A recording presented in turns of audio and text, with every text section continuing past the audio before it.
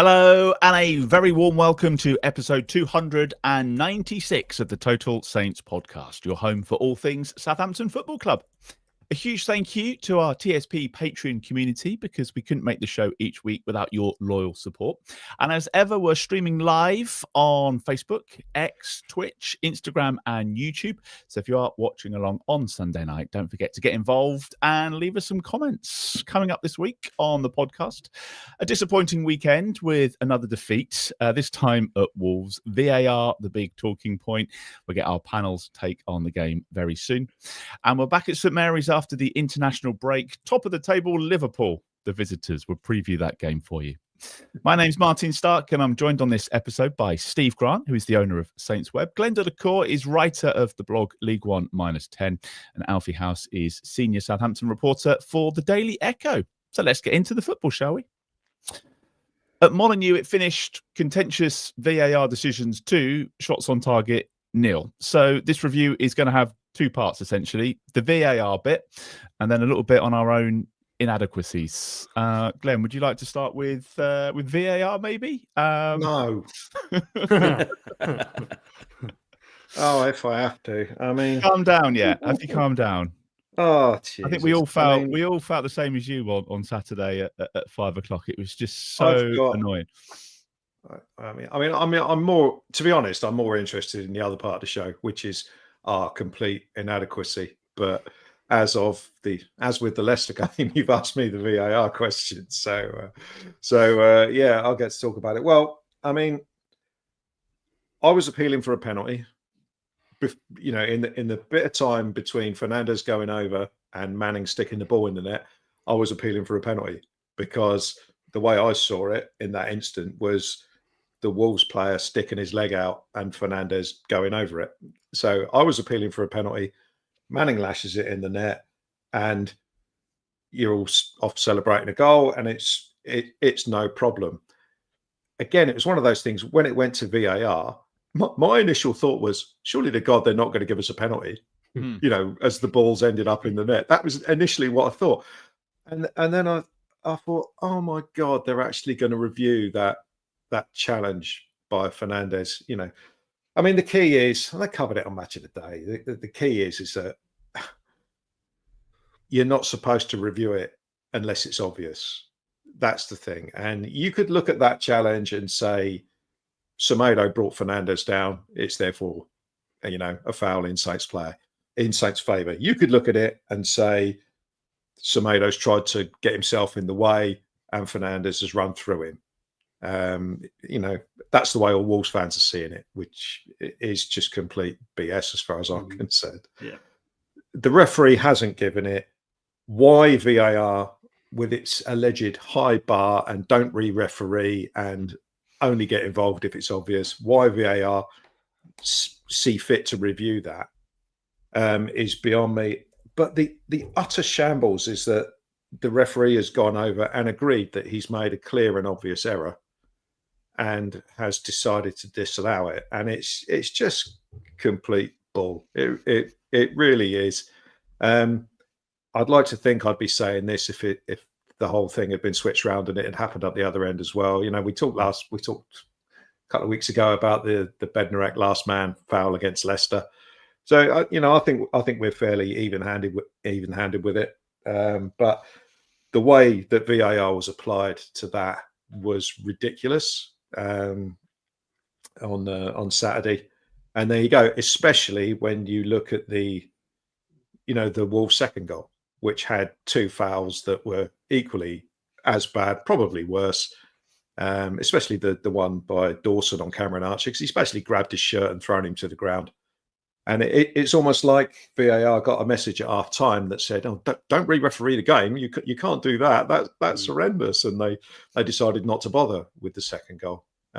So it's just a shambles. But that's kind of all I want to really say about it. The first goal might have changed, you know, the course of the game. We were already 1-0 down, of course, through garbage defending.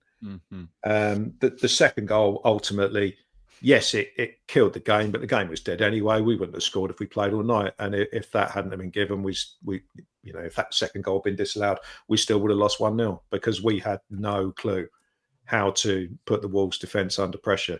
So the second goal in isolation, I don't, yes, it's another wrong decision in my view, but it certainly hasn't made as big a difference as the first one. But when you look at the two incidents in conjunction, it's just absolutely absurd.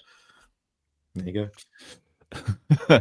I feel like we're going to get it off our chest and then we can kind of move on. Steve, it's a really, it's a good point by Glen and everybody actually. Why are they intervening? There's this clear and obvious thing. The bar was supposed to be high this year, but it's just not what we're seeing. If anybody watched that game yesterday, it doesn't matter which team you support, it was just ludicrous.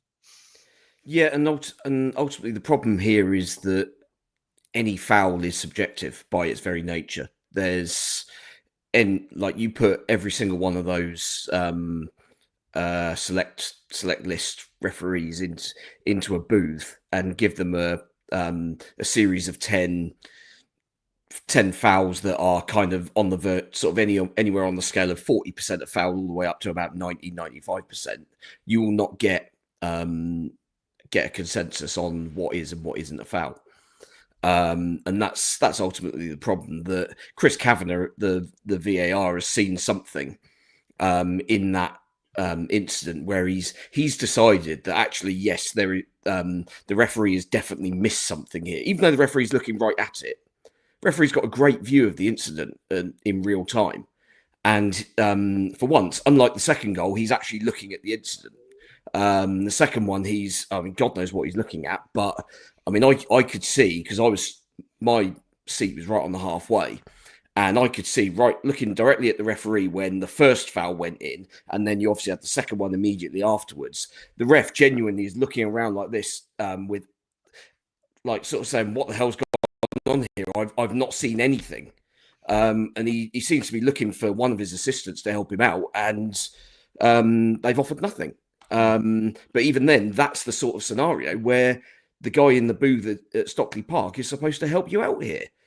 Because he's missed something.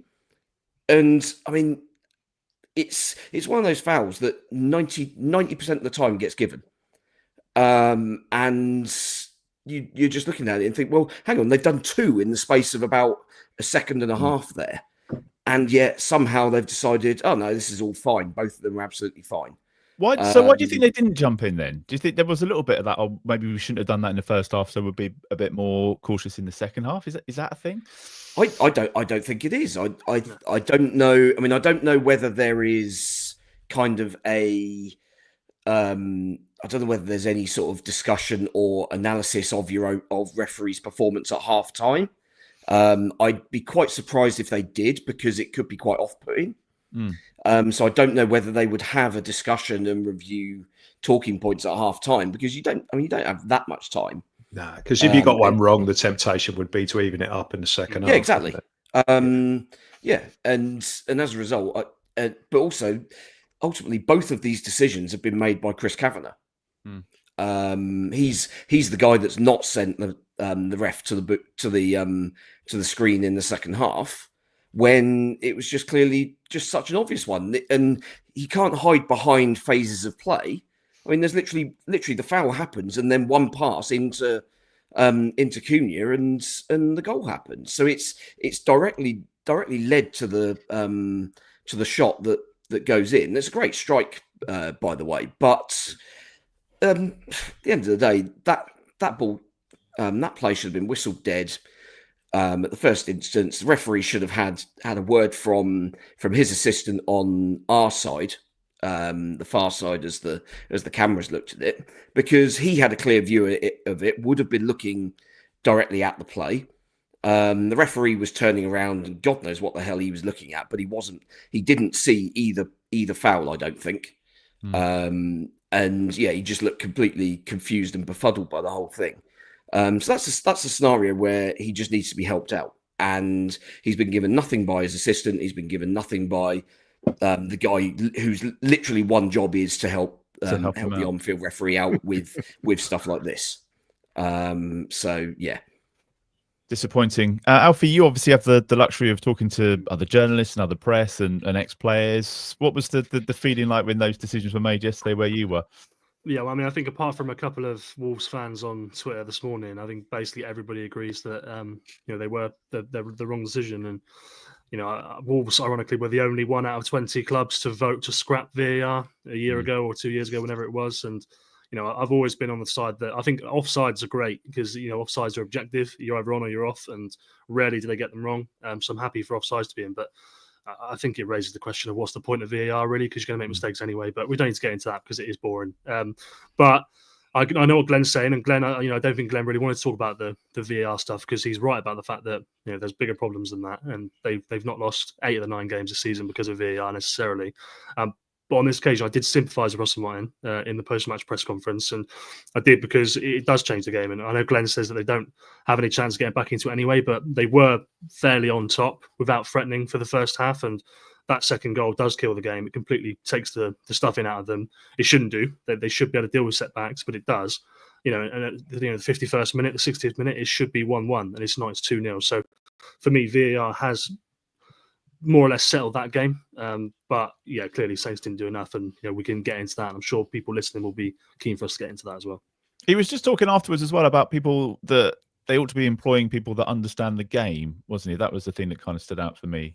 Well, they are trying that, aren't they? So, I mean, right now, I think one of the first players who's gone through the sort of fast-track refereeing course has just been accepted into the FA and will be... So you will have ex-professionals refereeing in the... Chris Birchall, wasn't it? Is it? Okay, yeah. The former Trinidad international, yeah. Okay, so you'll have ex-professionals refereeing in the professional game.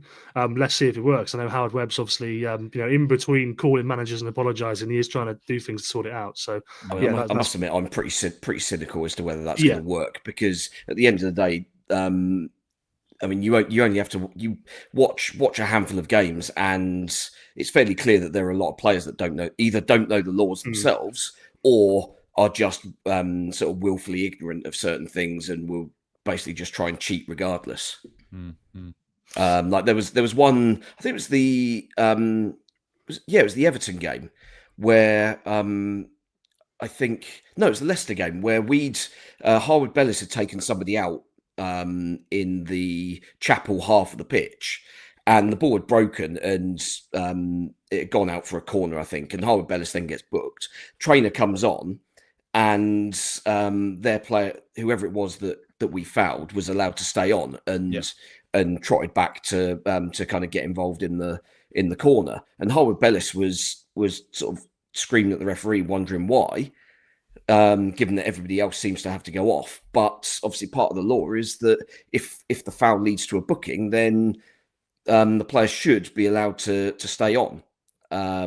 So yeah, there's clearly an element of kind of ignorance or lack of knowledge among players on certain aspects of the law. So I don't think this concept of you have to have played the game at any sort of high level to be able to understand it is really a valid argument, to be honest. But it's what I would say is that a lot of these referees have possibly just been promoted too quickly, and the speed of the game, you're up against young, fit athletes, and these are professional athletes paid millions of pounds a year to be in the condition that they're in.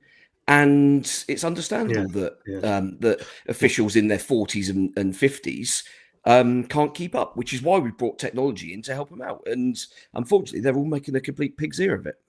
I've never actually heard of the referee on Saturday, Thomas Bramwell. Apparently, he's a maths teacher a year ago. 2 years ago. Where's he come from? Well, that was actually only his 4th game this season. I assume he's been injured because he's refereed 4 games this season, one of which was a conference game between Gateshead and Solihull Moors. Brilliant. One was in the Football League Trophy between Mansfield and Newcastle's under-21s. And last Saturday, he did Middlesbrough against Coventry in the Championship. So that was his first game with VAR then at the weekend? This season, yeah. He did a few Premier League games. He's done games last year, yeah. No, but it raises the point, Stephen, probably maybe the last thing we'll touch on. But when Chris Kavanagh, who's a senior referee in England, tells you to go to the screen. For someone like Thomas Bramwell, who's a bit of a younger referee, this conversation has been had following a Premier League game in recent weeks on Gary Neville's podcast, things like that. It takes a ballsy individual to say to your senior boss, effectively, no, I think you've called that wrong. So the second he goes to that screen, there's no chance this young referee is saying, no, Chris Kavanagh, you're wrong, I'm right. And that was the thing with Michael Oliver, wasn't it? When Michael Oliver was the VAR in a game recently, and he sent a younger ref to the screen. It doesn't matter whether the on-field ref thinks it's right or wrong. You're never going to overrule the top referee in the country. Yeah. Right, let's put the VAR stuff to bed then, because it's not the fault of VAR that we were 1-0 down after 2 minutes. Glenn, that was all self-inflicted. To me, that goal, we've not had a mistake for a while, but that goal kind of sums up everything that's going wrong for us so far this season.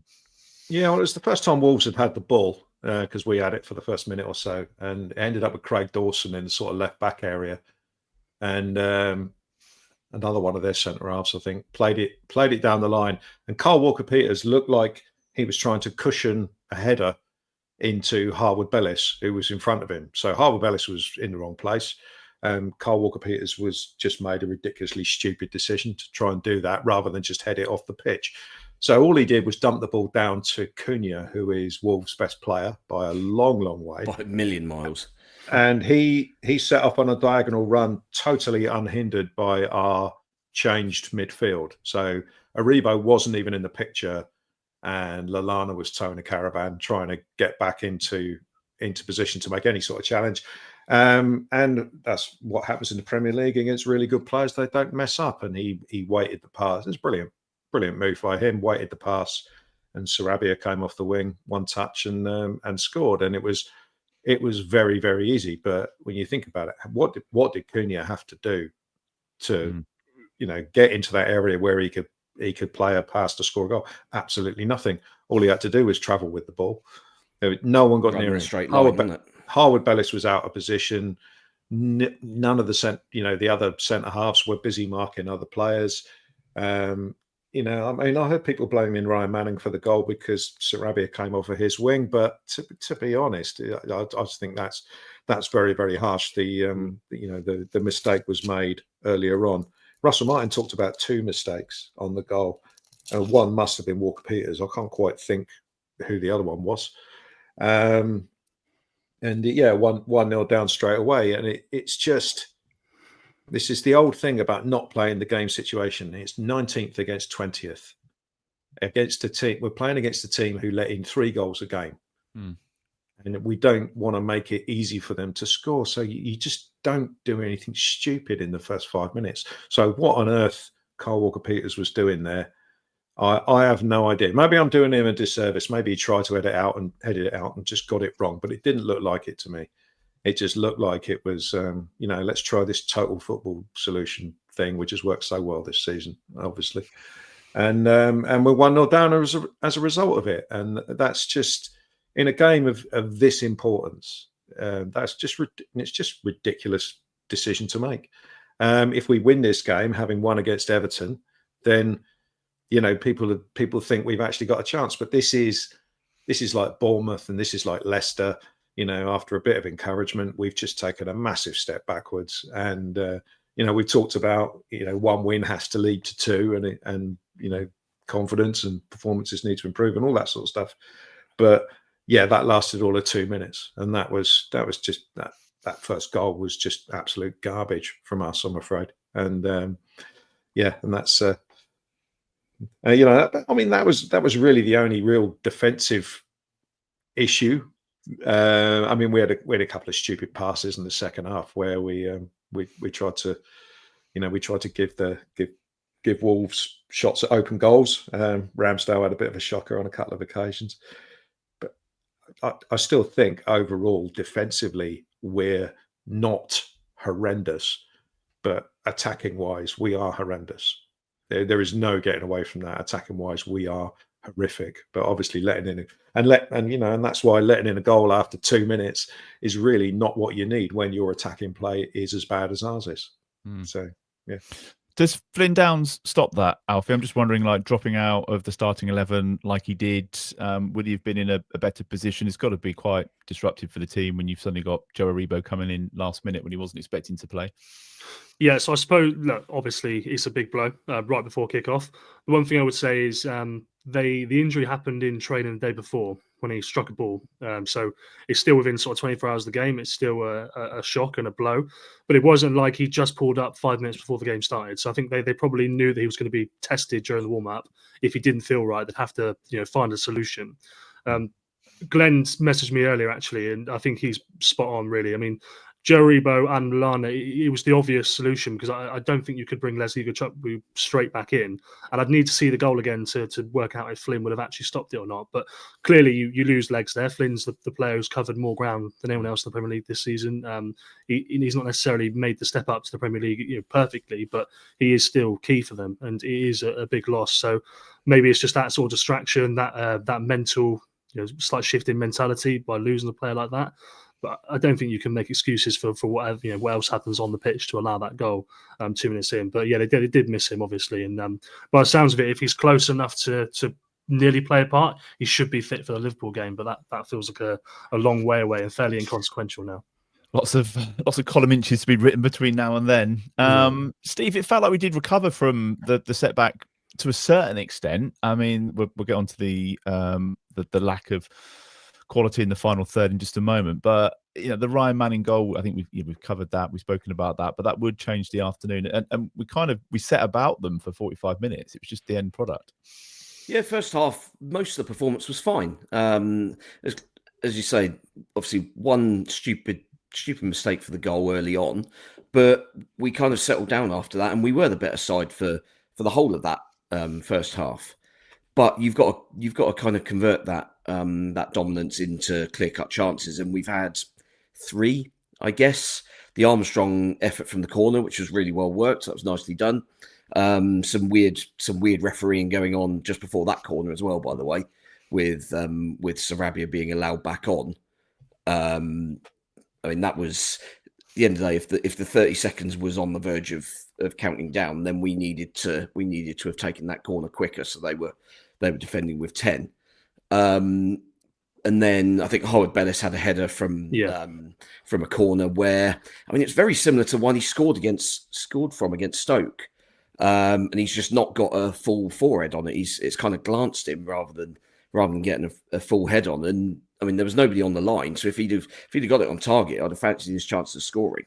I mean, Jose Sarr, I think, has got the worst shot save percentage in the league, which I think is the second, maybe even the third year running. I mean, him and Bazunu would have run in close, obviously 2 years ago, but he's been pretty poor for a while, and unfortunately, we've not tested him because obviously the other chance we carved out was the disallowed goal.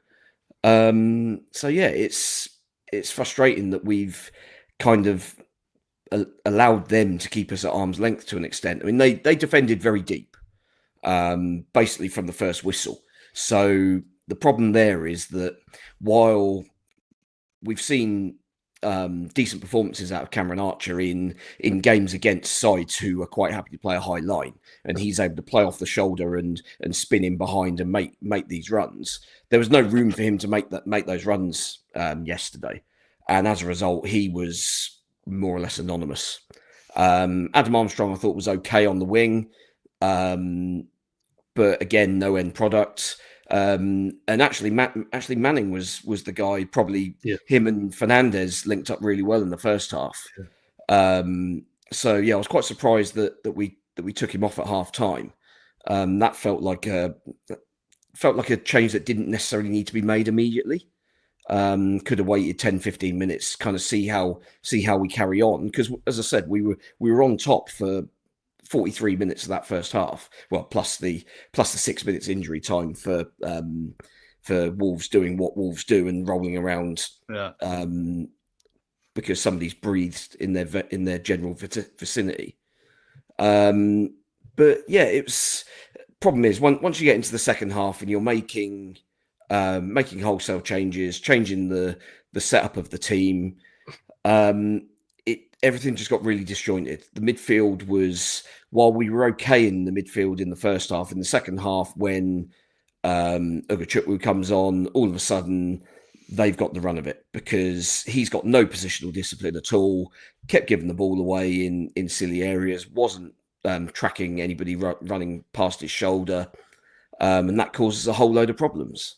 Did some nice things on the ball as well, but problem is, if you've got somebody in that midfield with his attributes and you're asking him to be kind of the sort of backstop, if you like, for all the other players to try and go forward and be vaguely creative, you need someone that can actually do it, and I just don't think he can play that position. Which kind of then goes back to why the hell we signed him. Because I mean, he's not a feasible option for me as a replacement for Flynn Downs. Which, I mean, as we saw is why Rebo started. And it was, and obviously Lallana, we know, can only do an hour, 65 minutes or so, and we just lost all complete control of the game. Even at 2-0 down for 5 or 10 minutes, we were still passable as a sort of functioning unit. But then as soon as Lallana goes off, there's no structure to that midfield anymore, and it all kind of falls flat on its face. I mean, you're then kind of just hoping for somebody to do something sort of out of nothing. Dibbling had a couple of nice little runs off the flank, but then we moved him inside and he ended up just getting crowded out, as we saw happen against Bournemouth. We had one time where we did go pretty direct, and somehow the ball ended up getting flicked through to Brereton Diaz off Paul Onwuachu's back, which would have been absolutely incredible assist if he'd scored from that. But other than that, we've barely laid a glove on them second half. I mean, I think we possibly had 2 shots, both of which would have been from distance. Dibbling's one which curled sort of over the angle and post and bar, and Sugawara had one from pretty tight angle, which always felt pretty optimistic. It was just disappointing how we kind of let that second goal go to our heads. Both in terms of the players on the field and management, in terms of feeling the desperate need to change something, when actually if we'd just tweak something ever so slightly, you didn't need to kind of rip everything up and throw something else together and hope that something sticks. What it needed was just a kind of sort of cute change of personnel in certain areas, just to bring slightly different characteristics. So Dibbling for Lallana, and Onwuachu for Archer, and all of a sudden that, I think you keep the shape the same, so you're still posing problems in wide areas for Wolves, but because they're defending so deep, you needed that kind of back to goal focus, which, I mean, as we know, Archer doesn't give us. So that was kind of the disappointing thing for me, really. It was the lack of end product again, Alfie. We find ourselves talking about this every week, really, don't we? Even when we won, we were still talking about the lack of end product. We have plenty of the ball, but it's just we don't know what to do with it. Yeah, there's clearly a disconnect between the attacking players and what Russell Martin wants from his attacking players, in my opinion, just based on talking to him after the game and some of the things he said. And obviously, let's set aside the fact that the attackers probably aren't good enough, full stop, because that is a big problem. But the aim isn't to get to the final third and then never shoot. But Steve made a good point about when Lallana came off on the 60th minute. If you look at the 15 minutes after that, Saints had about 84% of the pure possession of the ball, the time the ball was actually in play, 2 goals down. But at no point in that 15 minutes did anybody feel they were knocking on the door, or they were trying things, or they were pushing their luck. And I think when we talk about Russell Martin's style, the playing out from the back, for me, and certainly for him, is probably a bigger positive than it is a negative, because they've ironed out costly errors and they get to the opposition third constantly. All right, there's an argument about the fact that maybe the opposition defence is set up slightly better because they've had more time to prepare, the number of passes it took the progression to happen, but they can counter quickly, and they showed that against Everton. And if you're in the final third, ultimately one bit of quality means a goal, potentially. the number one problem is the quality. Number two, maybe they don't shoot enough. And I think the average distances of shots on goal for Saints compared to the rest of the league show that, clearly they do try and not walk it in, but they're playing it up to the point where they can't anymore. But I remember Jamie Carragher a couple of weeks ago did an analysis of Brentford on Monday Night Football, and they take every chance one step closer. They play every one extra pass, and they score loads of goals. So I don't think that's necessarily a huge problem, although it probably is number two. Problem number three for me is that there's nobody in the final third who can actually dominate an opponent. Anybody who takes them out of the game, there aren't enough aggressive runners. They don't cause problems. They don't get on into crosses. Don't harangue defenders. I mean, how many times in the last 2 or 3 games have we seen a ball go across the box and it's swatted away with ease? There's nobody there on the second ball. If you look at Ipswich, our corners were dreadful yesterday. The corners were apart wasted. from that one short corner that was really well worked. They were awful for both sides. The corners are a waste. If you look at Ipswich there, and I know that Ipswich is a different game, right? They beat Spurs 2-1. And yes, it's quality from a Sam Smolik's bicycle kick, but it's a powerful run from Liam Delap, who actually attacks across. And it's the second ball that Smolik scores the bicycle kick from. It's just a packed box. The ball pops up and there's someone there. Second goal is a little bit lucky. It's a scramble on the goal line. But again, it's a position from the left of the box where Saints have been a number of times this season. And they've got 5 players in the Spurs box, by the time that ball's turned over the line by Liam Delap, who's putting pressure on the goalkeeper. Yes, Spurs make a mistake, but they're packing the box. They're making things happen. They're applying pressure. And Russell Mine, after the game at Wolves, he really sort of lamented a lack of what he calls athleticism in the team. He said he said that they have to play the way they do in attack because they can't scrap physically. They can't win games sort of in the aggressive way that people maybe want them to, which that's worrying. But he did add that the focus for him in this sort of next 2 weeks is going to switch from the build-up, which he thinks he's now corrected, I suppose, from the first few weeks of the season, to the final third, and what he calls freeing people up. And I think he means both mentally in terms of taking the risk to actually do something with the ball, but also I think physically just overloading the box, finding space. If he's given the time to do that, then he has to hope it works, because the temptation to roll the dice, if it doesn't, is going to grow in the next 4 or 5 games. They're tough games. He's got to fundamentally change his approach then, because he is obsessed with keeping the ball. That's why we pick a team yesterday that only had 2 attacking players in it, really, in Archer and Armstrong, because he wants to put an extra midfielder in or an extra defender like we did yesterday with, with Jack Stevens and Ryan Manning being picked. So he's set up this team and he's recruited in order to be able to keep the ball. He signed these sorts of players that just want to keep the ball. He signed Leslie Ugochukwu, who was supposed to be a bit different to that. He was supposed to be the sort of powerful runner, and he's turned out to be not fit for purpose, really. And he signed Brereton Diaz for the same thing, and he's been garbage. Yeah. So, you've got to look at the recruitment, but I just don't see a change. What got me is I read your every word thing that you wrote for the Echo, which I thought was really interesting, because I thought a lot of Russell Martin's answers, usually I can kind of see where he's coming from, but I thought a lot of his answers in that piece were garbage. When he said when he kind of implied that Ryan Fraser was going to be the answer to all our problems, he is dreaming. Yeah. He is dreaming. He's talking about Ryan Fraser being able to take players on and get crosses in. Does he not watch the games? Ryan Fraser does not take players on. Even if he's got a one-on-one, he doesn't take him on. He turns back, passes it back to the left back, or passes it infield. So we got Adam Armstrong on the other wing. He's incapable of taking anyone on at Premier League level. And I just, if he wants, and he moaned about the lack of physical players we got. Well, you've got a 6'8" centre forward. That would be a start. I know he's not brilliant, but that would be a start. It would at least put pressure on But is he ever going to pick him? I doubt it. We'll probably go into the next game. I know it's against Liverpool, so it's probably a write-off. He'll go into that next game and he'll have Adam Armstrong or Cameron Archer as the centre forward. Both those two were an utter waste of time yesterday. Could have taken them both off after 20 minutes and it wouldn't have made any difference. We certainly wouldn't have been worse.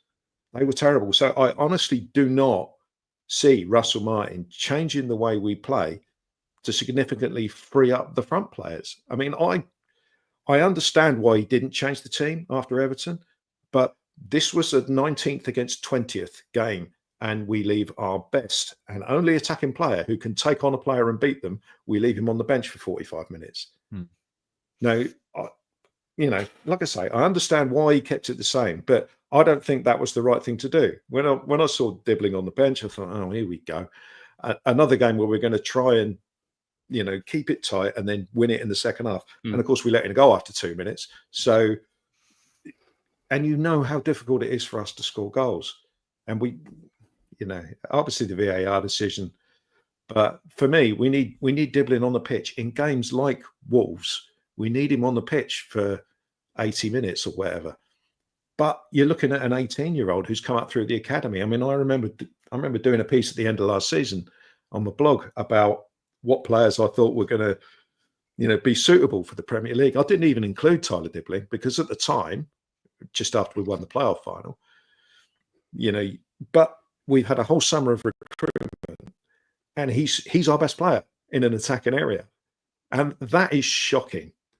But it's Russell Martin's job to do the best with the players that he's got and find a way. Now, I think it's actually negligent that he hasn't tried Paul Amo-Ameyaw from the start yet, even though obviously he's not brilliant. Otherwise, he would have done better than he has done for us in the past. But we can't score goals.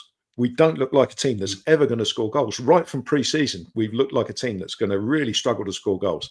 Do you remember the formations that we played in the first 2 games where we had 2 wingers and no centre forward? Yeah. And then we wonder why we don't have any shots. Yeah. Russell Martin's had 11 games now, allegedly learning and trying to work out how this team can find a way to put pressure on the opposition goal. And he doesn't look any nearer to finding that answer. So for him to come out and give some of those answers, I recommend you'll check it out if you can.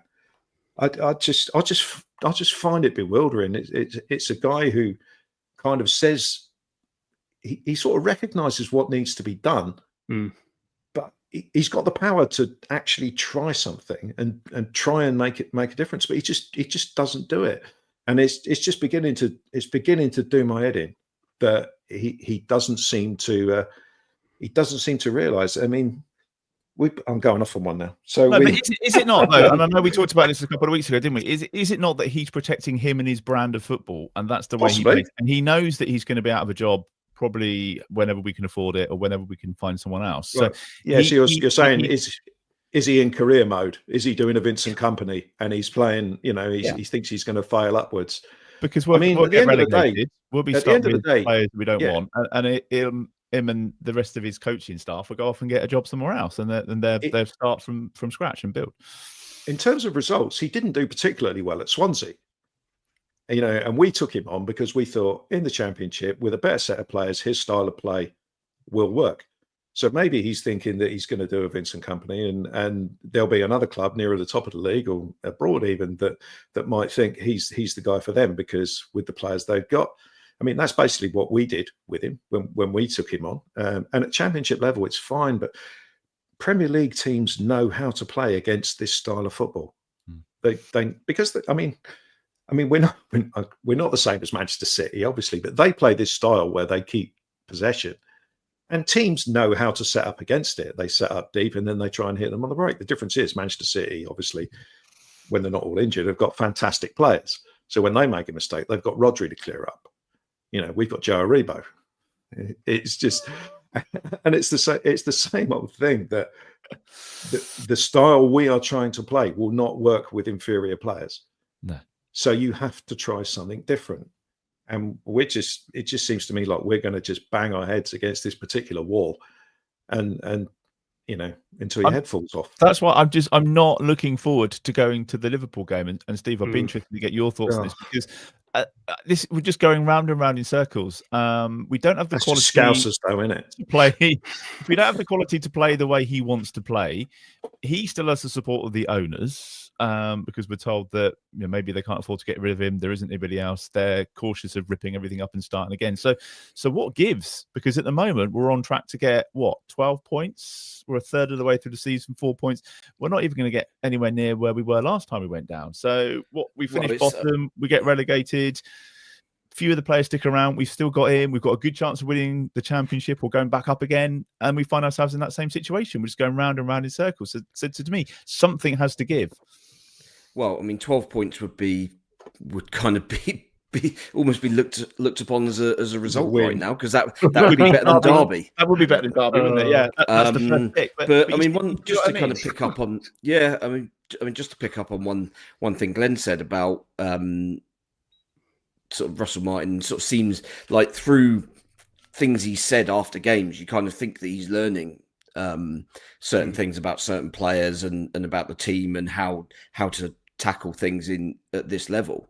But it was obviously interesting for like 4 or 5 games ago where Pep Guardiola said afterwards that after beating us 1-0, he's kind of ruffled our hair and said, "Oh, I'll learn a lot from Russell Martin and how Southampton have approached it." And yeah, he has. They've lost every game since. It's been absolutely extraordinary. It's the only thing that's made me smile this weekend. But no, I do think, yeah, certainly going into a game against a side like Liverpool, where I mean they've had their own upheaval in the summer, and everyone was kind of questioning, oh, how do you follow on from Jurgen Klopp, who achieved so much with that squad? Is it going to be another David Moyes following Alex Ferguson scenario? And actually, no, it's Arne Slot's going to win the league for Liverpool, because he's actually made them slightly more pragmatic than.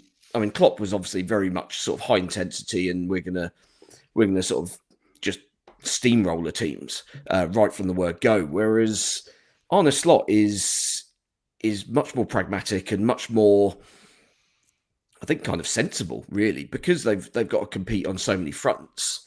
You can't throw that amount of energy into 60 games in a season when you are competing on that many levels. And as a result, he's got 14 wins out of 16 in all competitions, which is frankly extraordinary, given that they've basically signed nobody. But if we pull the trigger and change our manager, though, we're not going to get someone decent like that come in, are we? No, of course we're not. And that seems to be the problem that everybody keeps coming back to. Who is going to come in? And I kind of, whenever anybody asks me that question, I said, well, that's not my job. You know, it's not my job to find someone to replace him.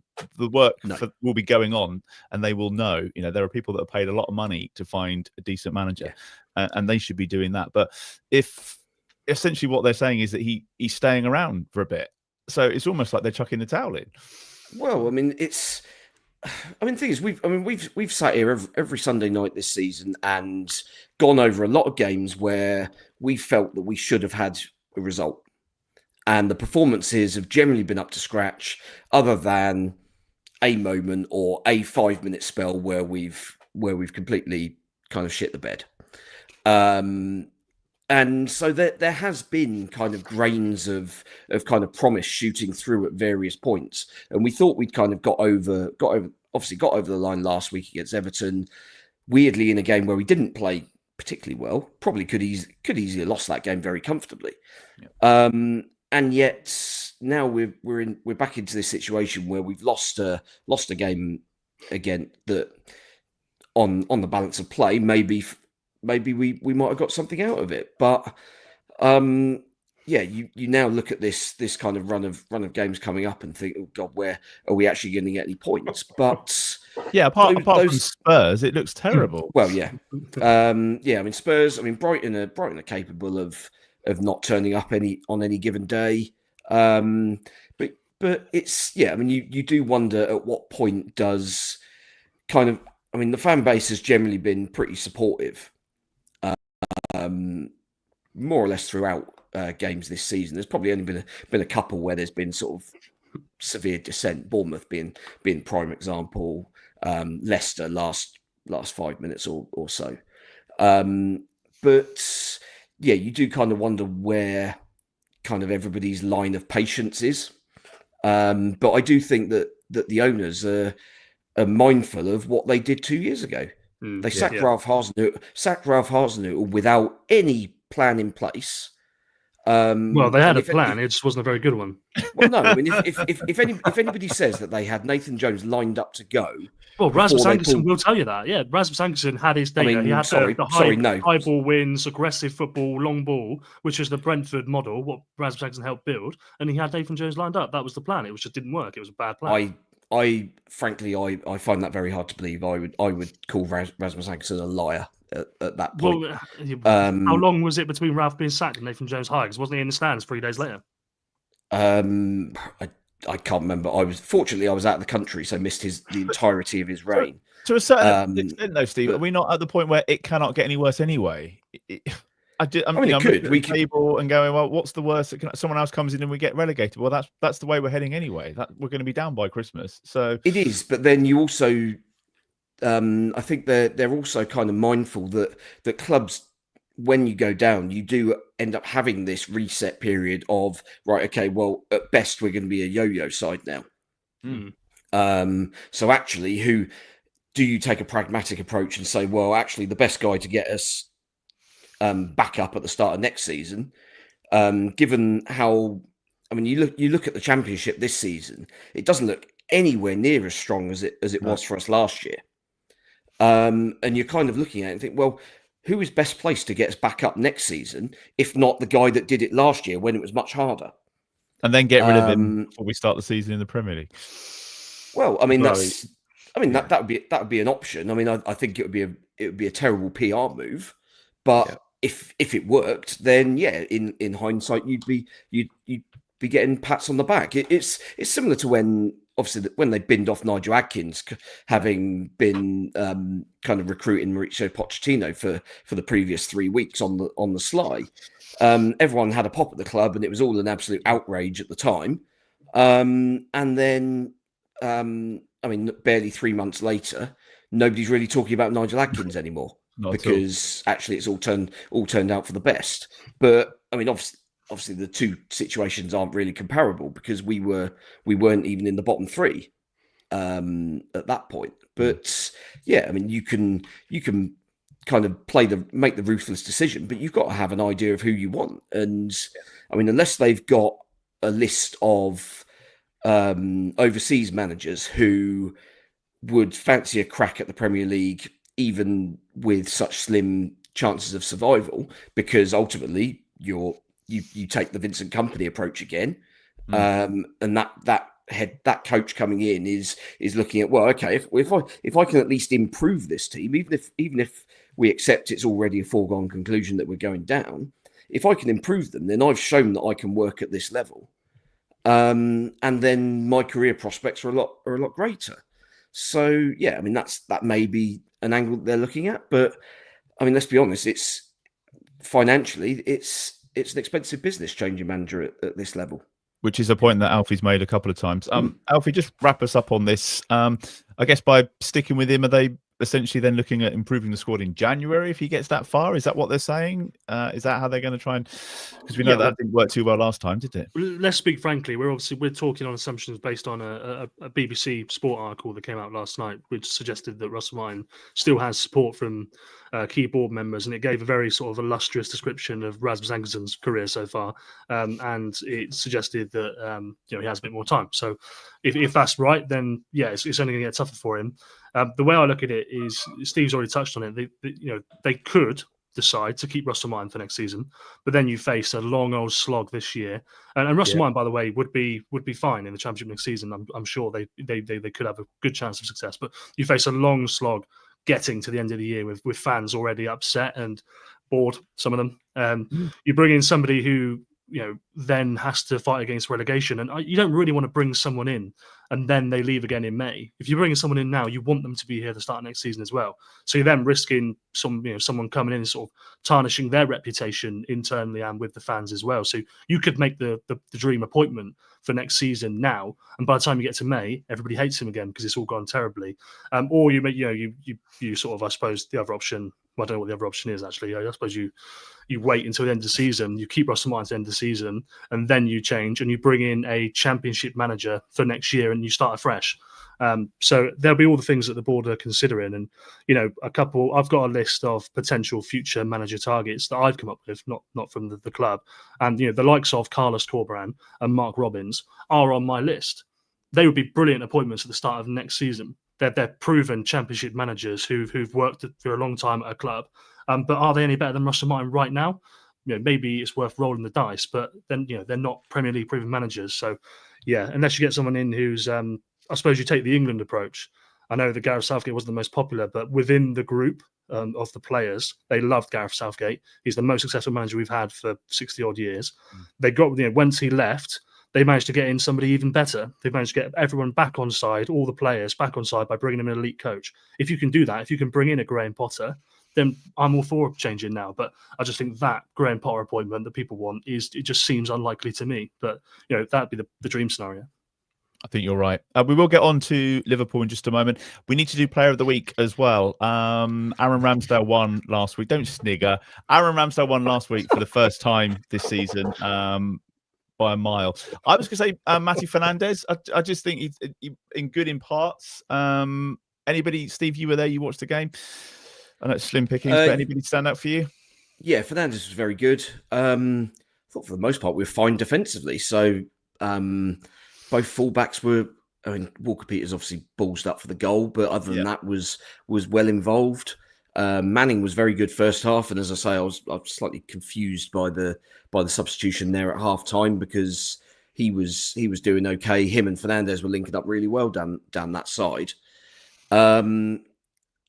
Yeah, I mean, it's slim pickings. It was one of those performances where nobody was sort of outright bad, but nobody stood out sort of as right. I'm gonna sort of drive this game forward and take things by the scruff of the neck. Unfortunately, so maybe Manning then, or yeah, I suppose it kind of feels a bit churlish picking someone who's only played 45 minutes, but kind of sums up the game, doesn't it? Well, he was the only Saints player that found the target all afternoon, I suppose. That's true. Alfie, anybody else that stood out for you watching that No. one?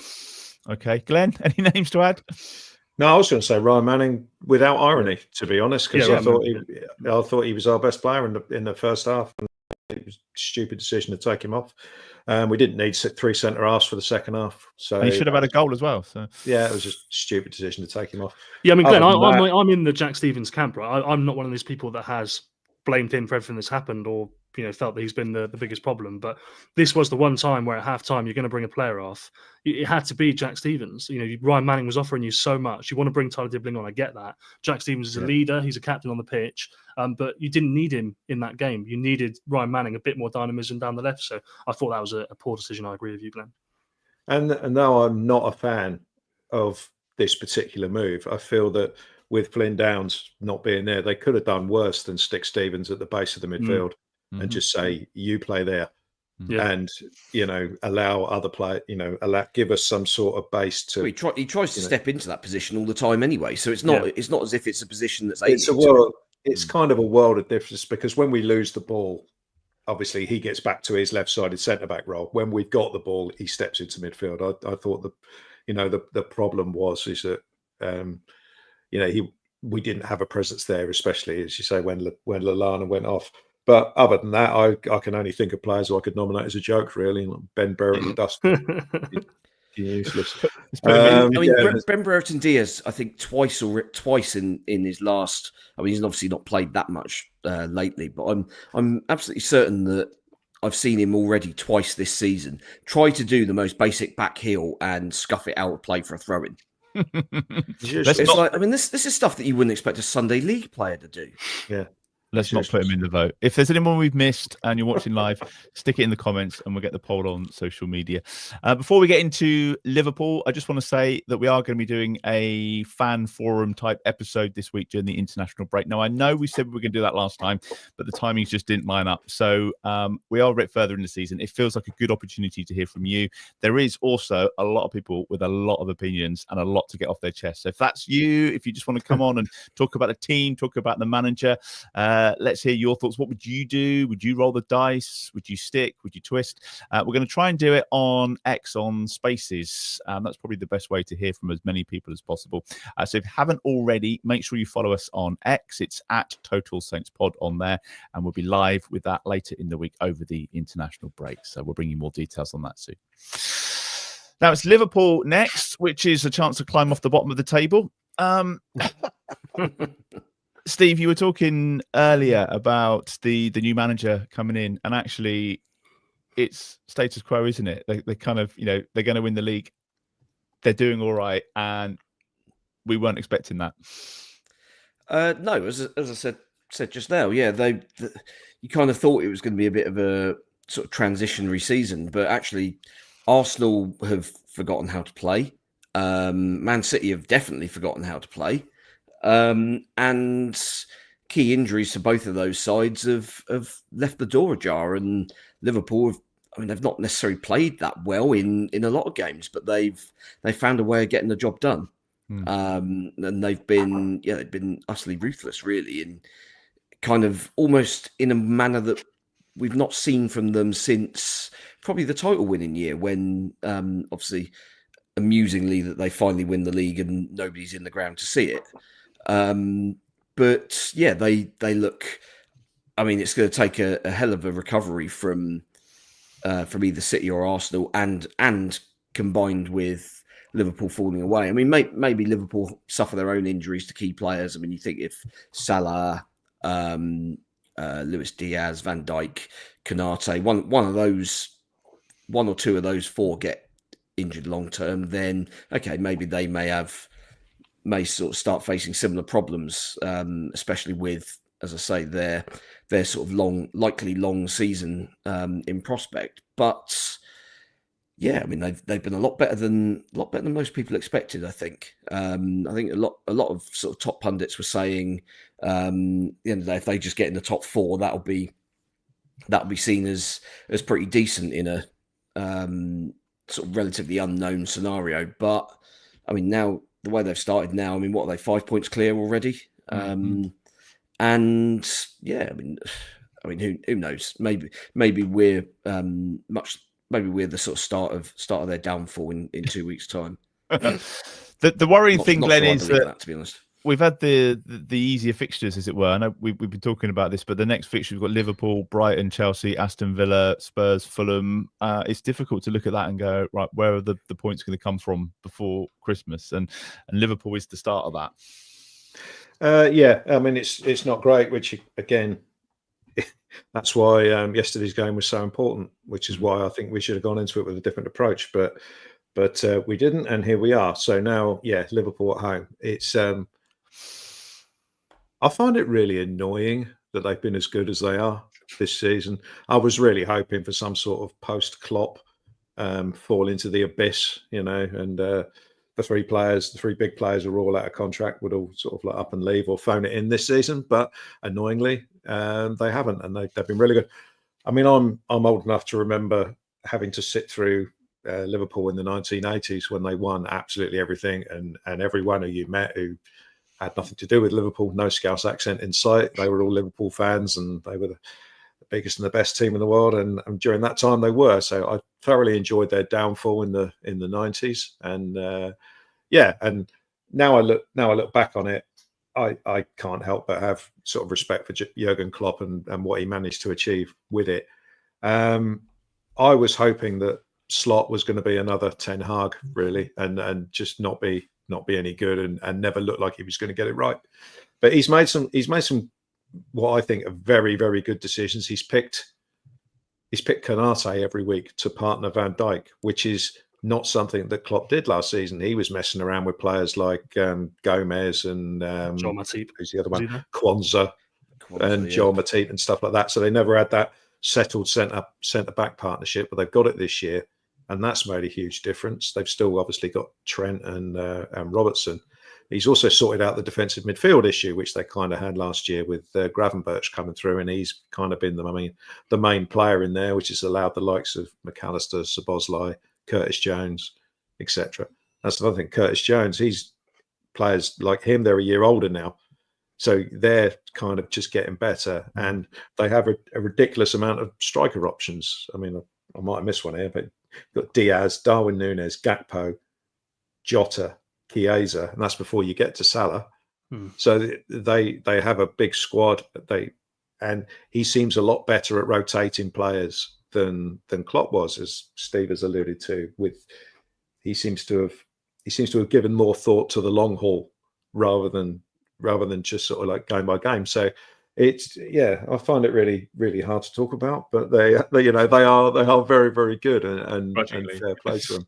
Fair play to them, and it's not the sort of game that you want when you're in the position we're in. But you've got to play everyone twice, so or 3 times, as we got them in the cup as well. So we have to go and because it's a home game, we have to try and impose some sort of game on them. I mean, I'm sure we'll try and keep the ball, but what we do with it is the key. Can we find any spaces behind the fullbacks? Can we actually be direct enough to catch Liverpool out if we play through them, or are we just going to turn back and allow them to get back into shape? In which case, it will be. I think the first goal is key in this game. I think if Liverpool score first, the game will be horrible. Do you think we could collapse? Well, no, I just think it'll be the sort of game where we just don't do anything, and there could be people deciding on the hour mark that this is a waste of time. We're not going to do anything here, and it'd be like the second half of that Man United game. Yeah, it just be awful. So no, we have to go there, and we have to basically give the fans some sort of hope. I mean, I assume Russell Martin is still going to be there. He's got to learn the lessons. We can't have another game where we come off and say, oh well, we learned we'd be better next week. I've used this phrase a few times. He's running out of road. Yeah, he really is. And even though these 5 games are difficult for Russell Martin to keep his job, he has to get some results in these games. We can't, another 5 defeats, and where are we? 4 points at mid-December or whatever, and you just can't go on any further. There's no way back. My point to the my sort of point about the should he stay or should he go, I kind of think that if they're going to get rid of him, they've got to do it now. As in right now, this international break. If they're not, they might as well keep him to the end of the season, because if you get into January and you're looking for another manager, you're not going to get anyone who's got any quality about him at all. So do it now or wait till the end of the season. Assuming he does get the international break, then Alfie, he was kind of alluding to, and I think you mentioned it earlier, about some of the things he might be working on. So I'm looking for crumbs of comfort as always. We did all right against Man City, did all right against Arsenal. Maybe they picked themselves up for the bigger teams, and because the pressure is off and no one's expecting us to get anything out of this, do you think maybe a bit more solid defensively? We seem to have worked on that, cut out the mistakes, and then just try and implement some of the things that you mentioned going forward?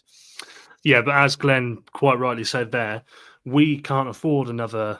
Oh, well, we did well for 50 minutes, and they're a good side. So, we've only lost by 1. It's okay. Although that will probably happen. If we're being completely honest, they probably will raise their levels a little bit. They probably will give Liverpool a game. And that sounds optimistic saying it. And, they probably will lose narrowly. But that just does nothing for the league table at this point. So I find it very hard to come out of that particularly enthusiastic. And I'm sure that Russell Martin himself and the staff and whatnot, they'll feel aggrieved by the reaction to it, because, well, we should lose to Liverpool, but we can't afford to anymore, like as Glen has said. So, yeah, I think that we have seen in the past sort of watershed moments where he's delivered press conferences that felt a little bit like Saturdays at Wolves, where he has pointed out quite rightly things that have gone wrong, and then we have actually seen them actioned in the next game. But I think it's a very difficult thing for him to fix, is this freeing up of attackers, and all of a sudden are they going to start taking shots from 20 yards and putting the ball into better areas and overloading Liverpool? I just find it hard to believe that's going to happen, particularly because they're going to have Jack Stevens and Ryan Manning probably man-marking Mohamed Salah together.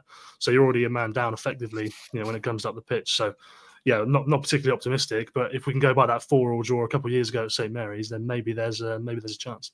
Am I putting you down for a 4-4 draw in your prediction? Certainly not. There was one correct guess actually from the Patreon League this week. So a shout out to Andy Robinson, who guessed that Wolves would win 2-0. And because of that, he's now top of our leaderboard. So again, if you're watching live, feel free to get involved. How many goals are we going to lose to? Steve, do you want to go first? Do you think it might be a close game, lose 1-0, or?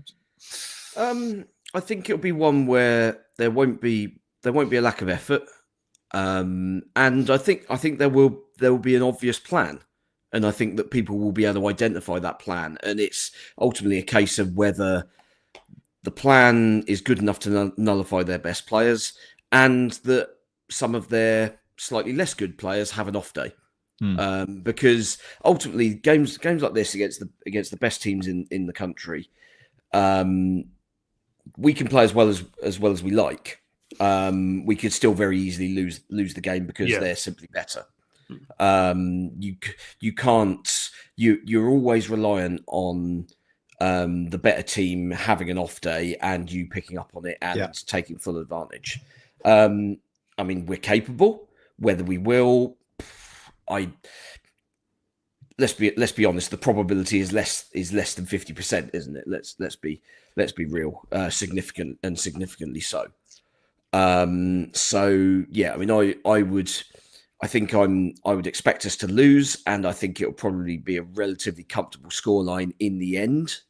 But maybe it's a kind of run up the score a little bit late in the game to put a bit of a gloss on it, and maybe we're in it for an hour and then it runs away from us. So I think I'll go for a 3-1 defeat. Okay, Glenn, do you want to pick a number out the sky? Yeah, I'll go with 2-0 for Liverpool. 2-0.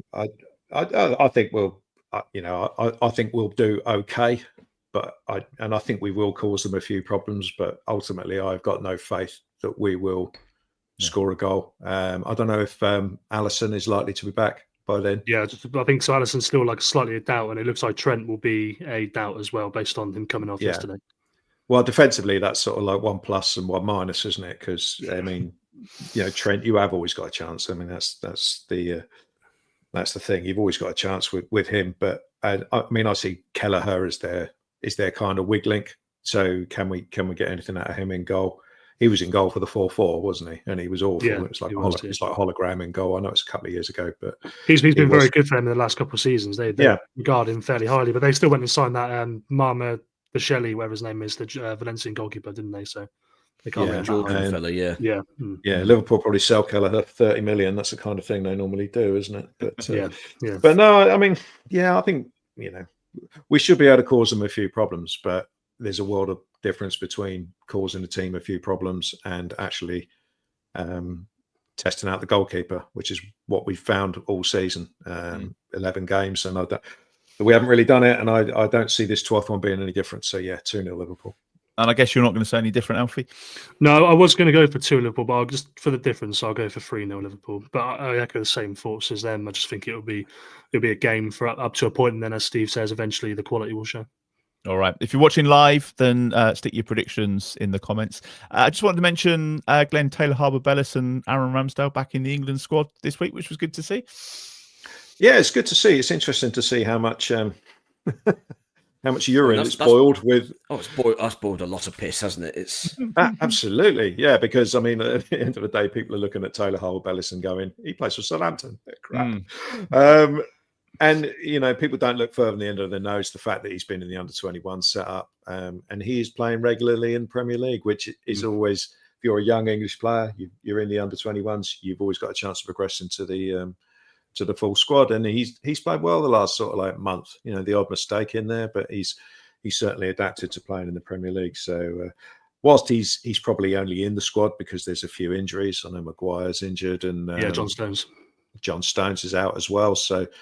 But it was nice to hear sort of like Lee Carsley sort of talking him up and sort of praising his leadership qualities and things like that. And it's obvious that Taylor's attitude is first class, and he is going to be, metaphorically banging on the manager's door to try and get on the pitch. And I feel sort of like quite vindicated, because I said last season that he'll play for England if he keeps improving. I don't think I or anyone else probably expected it to be this early when we are a shambles with 4 points at the bottom of the league. But if I just hope he gets on the pitch, be it 5 minutes, 10 minutes, whatever. Just hope he gets on the pitch, and looking at the makeup of the squad, he's probably got a decent chance. So fair play. And Ramsdale, similar. Okay, he's part of our defence as well, technically, but I think it's probably good. The announcement came on top of the performance he had last week against Everton. But when you look at the goalkeepers in the squad behind Pickford, I mean, Nick Pope kind of stands out as a goalkeeper having a good season for a good team. But the other goalkeepers that are in and around the England squad, the likes of Sam Johnston, not really a regular. Dean Henderson, who's been in and out this year as well. Yeah. So Ramsdale for me is in the top 3 English goalkeepers. Henderson's been rubbish for Palace as well this season. Yeah. So I think Ramsdale's a fixture.